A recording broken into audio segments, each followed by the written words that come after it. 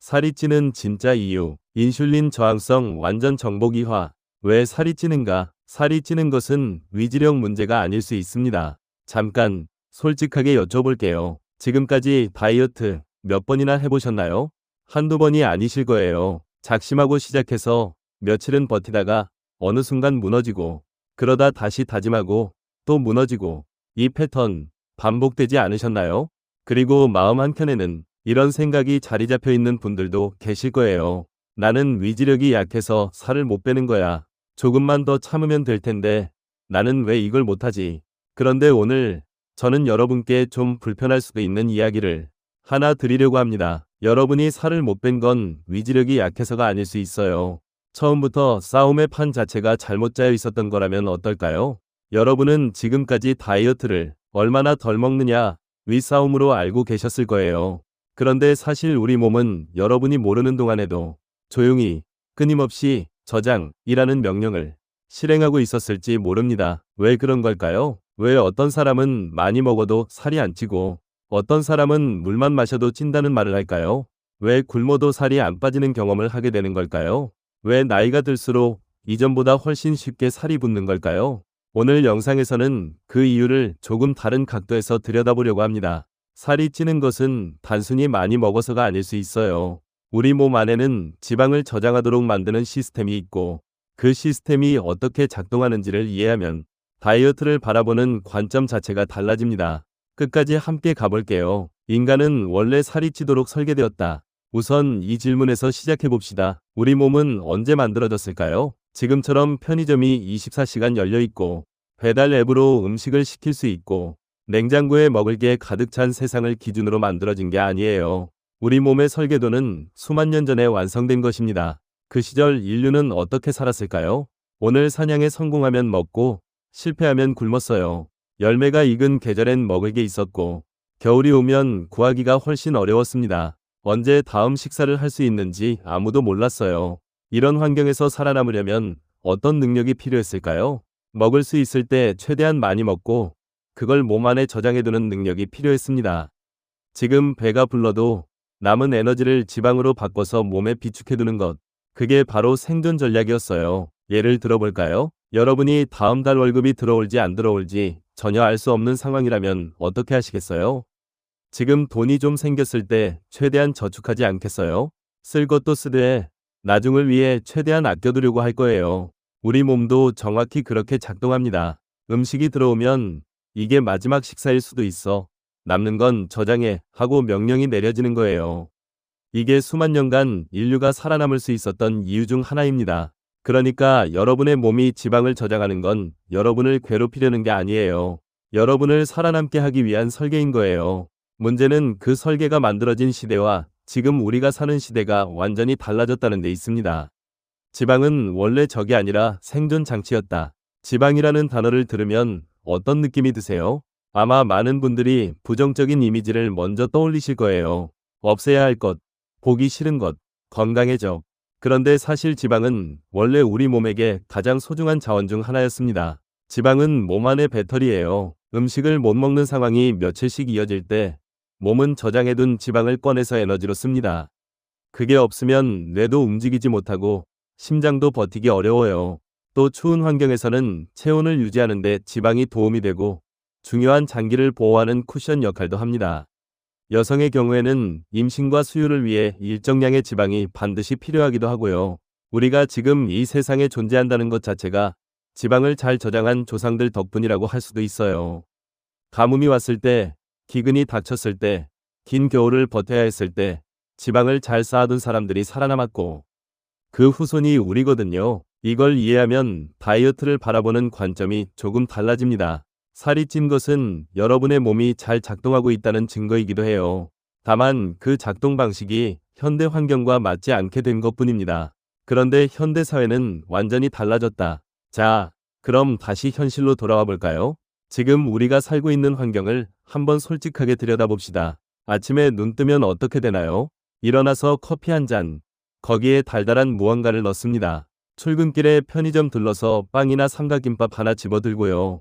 오전 중반쯤 되면 슬슬 허기가 져서 과자 한 봉지, 음료 한 캔.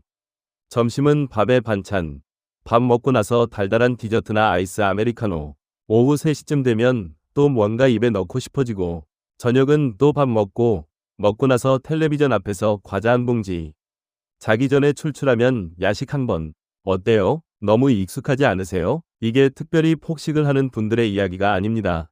평범한 현대인의 하루예요. 수만 년 전 조상들과 비교해보면 어떨까요? 그 시절 사람들은 식사와 식사 사이에 아무것도 먹지 않는 시간이 길었습니다. 사냥에서 돌아와야 먹을 수 있고 열매를 따와야 먹을 수 있었으니까요. 하루에 2끼, 어떤 날은 1끼, 그게 전부였어요. 그런데 지금 우리는 깨어있는 내내 거의 멈추지 않고 뭔가를 입에 넣습니다. 우리 몸 입장에서 생각해보면 어떨까요? 하루 종일 에너지가 들어온다, 저장하라 는 신호를 받는 거예요. 몸은 열심히 그 신호에 반응합니다. 문제는 그 저장 신호가 너무 자주, 너무 오래 켜져 있다는 거예요. 그리고 그 신호의 핵심에 인슐린이 있습니다. 지방 저장 스위치의 정체, 바로 인슐린. 일화를 보신 분들은 기억하실 거예요. 인슐린은 혈당을 조절하는 호르몬이라고 했죠. 그런데 인슐린의 역할은 거기서 끝이 아닙니다. 인슐린에는 또 하나의 매우 중요한 역할이 있어요. 바로 지방 저장 신호를 보내는 역할입니다. 어떻게 작동하는지 차근차근 살펴볼게요. 우리가 뭔가를 먹으면 소화가 되면서 포도당이 혈액 속으로 들어갑니다. 혈당이 올라가요. 그러면 췌장이 혈당이 올라갔구나, 인슐린을 보내야겠다 하고 인슐린을 분비합니다. 인슐린이 세포 문을 열어주고 포도당이 세포 안으로 들어가서 에너지로 쓰입니다. 이건 일화에서 다 설명드렸죠. 그런데 그 다음이 중요해요. 세포들이 필요한 에너지를 다 채웠는데도 포도당이 남아있으면 어떻게 될까요? 몸은 그걸 버리지 않아요. 일단 간이랑 근육에 글리코겐이라는 형태로 저장합니다. 그런데 이 창고에도 한계가 있어요. 창고가 꽉 차면 이제 남은 에너지를 지방으로 바꿔서 지방세포에 쌓아두기 시작합니다. 그리고 이 모든 저장 과정을 인슐린이 지시합니다. 인슐린이 높은 동안에는 몸이 저장 모드로 돌아가요. 더 정확하게 말하면 인슐린이 높은 상태에서는 이미 저장된 지방을 꺼내 쓸 수가 없어요. 지방 창고 문이 인슐린에 의해 잠겨버리거든요. 창고 관리자 비유로 생각해보면 이해가 쉬워요. 창고 관리자가 새로 들어오는 물건을 받아서 정리하느라 정신없을 때는 기존 창고에서 물건을 꺼내줄 수가 없는 거예요. 새 물건 받는 게 끝나고 나서야 비로소 이제 뭐 꺼내줄까 하고 창고를 열어줄 수 있어요. 인슐린이 낮아져야 비로소 몸이 지방을 꺼내 쓰기 시작합니다. 그러니까 다이어트의 핵심은 단순히 얼마나 먹느냐가 아니에요. 인슐린이 낮아지는 시간을 얼마나 만들어주느냐가 매우 중요한 요소인 겁니다. 이 이야기는 3화에서 훨씬 더 구체적으로 다룰 예정이니 오늘은 이 개념 자체를 머릿속에 넣어두세요.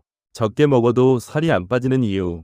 자, 여기서 많은 분들이 겪어보신 경험 하나를 가져와 볼게요. 아침을 굶었어요. 점심도 평소 절반만 먹었어요. 저녁도 야채 위주로 정말 조금 먹었어요. 그런데 체중계 숫자는 꿈쩍도 안 했어요. 오히려 더 피곤하고 더 무기력하고 배가 고파서 짜증만 났어요. 이런 경험 해보신 분 계세요? 이게 왜 그런 건지 많은 분들이 이걸 내가 어딘가에서 뭔가를 더 먹었나? 내가 잘못하고 있는 건가? 하고 자책하셨을 거예요. 그런데 실제로는 다른 이유가 있을 수 있습니다. 우리 몸은 칼로리 계산기가 아니에요. 오늘 1200칼로리 들어왔으니까 1200칼로리만큼만 써야지. 이렇게 단순하게 작동하지 않아요. 우리 몸은 호르몬의 영향을 크게 받습니다. 인슐린이 높은 상태가 지속되면 몸은 저장 모드에 고정됩니다. 이 상태에서는 먹는 양을 줄여도 지방이 잘 빠지지 않아요. 오히려 어떤 일이 벌어지냐면 몸이 에너지가 부족하다고 느껴서 기초대사량을 낮춰버립니다. 들어오는 게 줄었네? 그럼 쓰는 것도 줄여야겠다 하고 몸이 적응해버리는 거예요. 그래서 더 피곤하고 집중이 안 되고 추위도 더 타고 기분도 가라앉는 느낌이 드는 거예요. 몸이 에너지 절약 모드로 전환된 거니까요. 살을 뺀다는 건 단순히 덜 먹는 것이 아니라 몸이 저장한 지방을 꺼내 쓰도록 유도하는 것입니다. 그리고 그러려면 인슐린이 낮아지는 환경을 만들어줘야 해요. 칼로리를 줄이는 것만으로는 이 문제가 해결되지 않을 수 있는 이유가 여기 있습니다. 뱃살은 왜 가장 먼저 생기는 걸까? 자, 지방 이야기가 나왔으니 이 질문도 해봅시다. 왜 살이 찌면 유독 배에 먼저 찌는 걸까요? 팔에 먼저 찌면 좋겠는데, 다리에 먼저 찌면 좋겠는데, 왜 배가 먼저 나올까요? 이게 다 이유가 있어요. 복부, 특히 내장 주변에 쌓이는 지방을 내장지방이라고 하는데, 이 내장지방은 인슐린 신호에 특히 민감하게 반응하는 지방세포들이 집중되어 있는 곳입니다. 인슐린이 자주 높아지면 내장 주변의 지방세포들이 가장 먼저, 가장 빠르게 지방을 받아들이기 시작해요. 그래서 배가 먼저 나오는 겁니다. 몸의 창고 중에 가장 메인 창고가 복부라고 생각하시면 이해가 쉬워요. 새로 들어온 물건이 제일 먼저 메인 창고부터 채워지는 거죠. 그리고 내장지방은 단순히 보기 싫은 문제를 넘어서 건강에도 직접적인 영향을 줍니다. 내장 주변에 지방이 쌓이면 간이나 다른 장기들의 기능에도 영향을 미칠 수 있거든요. 4050대 이후에 배가 나오기 시작했다는 분들이 많으신데 이게 단순히 나이 탓이 아닐 수 있습니다. 몸 안에서 인슐린이 어떻게 작동하고 있느냐와 깊은 관련이 있어요. 나이가 들수록 살이 찌는 이유. 젊을 땐 먹어도 안 쪘는데 40대 넘어가니까 달라졌어요. 이런 말 많이 들어보셨죠? 혹은 직접 느끼고 계신 분들도 많으실 거예요. 이게 왜 그런 걸까요? 먹는 양도 오히려 줄었는데 왜 나이가 들면 살이 더 잘 찌는 걸까요? 몇 가지 이유가 있어요. 첫 번째는 근육입니다. 근육은 포도당을 소비하는 아주 중요한 기관이에요. 몸에서 에너지를 가장 많이 쓰는 곳 중 하나가 근육입니다. 그런데 나이가 들면 자연스럽게 근육량이 줄어들어요. 30대부터 조금씩 줄기 시작하고 40대, 50대가 되면 그 속도가 빨라질 수 있어요. 근육이 줄면 같은 양을 먹어도 에너지 소비가 줄어드니 남는 게 많아지고 저장이 늘어납니다. 두 번째는 인슐린 민감도의 변화입니다. 나이가 들면 세포가 인슐린에 반응하는 능력이 조금씩 떨어집니다. 같은 음식을 먹어도 췌장이 더 많은 인슐린을 내보내야 하는 상황이 될 수 있어요. 인슐린이 더 많이 나오면 지방 저장 신호도 그만큼 강해집니다. 세 번째는 활동량입니다. 자연스럽게 나이가 들면 젊을 때만큼 몸을 많이 움직이지 않게 되죠. 에너지를 쓰는 양이 줄면 남는 에너지가 그만큼 늘어납니다. 이 세 가지가 동시에 일어나니까 물만 마셔도 찐다 는 말이 그냥 하는 말이 아닌 거예요. 이건 게으름이 아니에요. 몸이 변하고 있다는 신호입니다. 그 신호를 이해하고 맞는 방법으로 대응하면 나이가 들어서도 충분히 몸을 바꿀 수 있어요. 중간 점검. 혹시 나는 어떨까? 잠깐 여러분 스스로를 돌아보는 시간을 가져볼게요. 다음 중에 해당하는 게 있으신가요? 밥 먹고 나면 꼭 졸린다. 식사한 지 얼마 안 됐는데 또 배가 고프다. 단 음식이 자꾸 당긴다. 뱃살이 계속 늘고 있다. 허리둘레가 예전보다 많이 늘었다. 예전보다 살이 훨씬 잘 안 빠진다. 아침에 일어나도 늘 피곤하다. 세 가지 이상 해당되신다면 여러분의 몸이 지금 저장 모드에 많이 기울어져 있을 가능성이 있어요. 이걸 알아챘다는 것 자체가 중요합니다. 이건 게으름 때문도 아니고 위지력이 약해서도 아니에요. 몸이 보내고 있는 신호를 이제 제대로 읽기 시작한 거예요.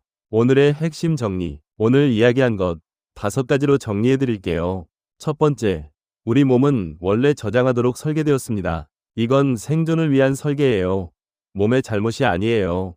두 번째, 지방은 원래 생존 장치였습니다. 과거에는 지방을 잘 쌓는 사람이 살아남았어요. 세 번째, 현대인은 하루 종일 저장 신호를 받고 있습니다. 쉬지 않고 뭔가를 먹는 생활이 몸에게 계속 저장하라는 명령을 보내고 있어요.